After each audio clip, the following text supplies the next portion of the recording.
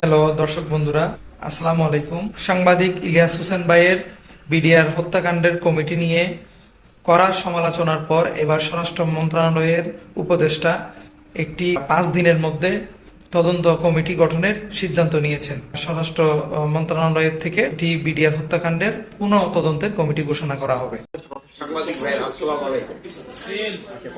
BDR হত্যাকাণ্ডে পুনঃ তদন্ত এবং ন্যায় বিচার নিশ্চিতকরণে অন্তর্বর্তীকালীন সরকার বদ্ধপরিকর। এই লক্ষ্যে স্বরাষ্ট্র মন্ত্রণালয় অন্তর্বর্তীকালীন সরকার গঠনের পর থেকেই কাজ করে যাচ্ছে।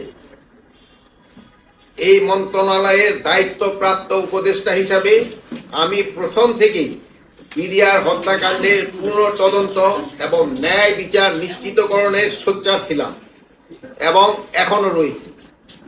এই বিষয়ে গত 2রা সেপ্টেম্বর 2024 তারিখে স্বরাষ্ট্র মন্ত্রণালয়ে প্রথমবার এবং গত 4 নভেম্বর 2024 তারিখে বিজিবি সদর দপ্তর পরিদর্শনকালে দ্বিতীয়বার ঘোষণা প্রদান করি যে এবং যা বিভিন্ন প্রিন্ট এবং ইলেকট্রনিক এবং অনলাইন মিডিয়ায় প্রচারিত হয়েছে।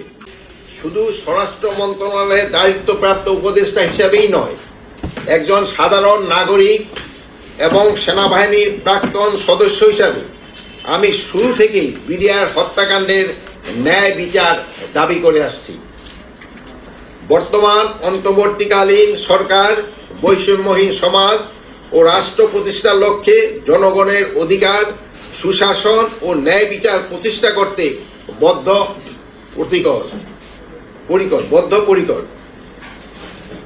আমি এখন সকলের অবগতির জন্য ঘোষণা করছি, বিডিআর হত্যাকাণ্ডে ন্যায় বিচার নিশ্চিতকরণের জন্য আগামী 5 কার্য দিবসের মধ্যেই একটি তদন্ত কমিটি গঠন করা হবে।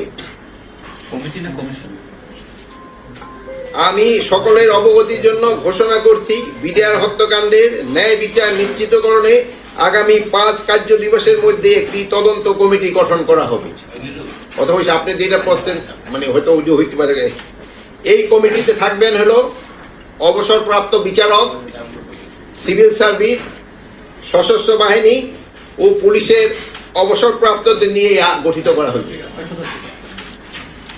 এই সদস্যের সংখ্যাটা এখনো আমরা যেহেতু নিরূপণ করি নাই, এটা 5 জন হতে পারে, 7 জন হতে পারে, 9 জন হতে পারে, বাট এখানে সশস্ত্র বাহিনীর সদস্যের সংখ্যাটা একটু বেশি থাকবে।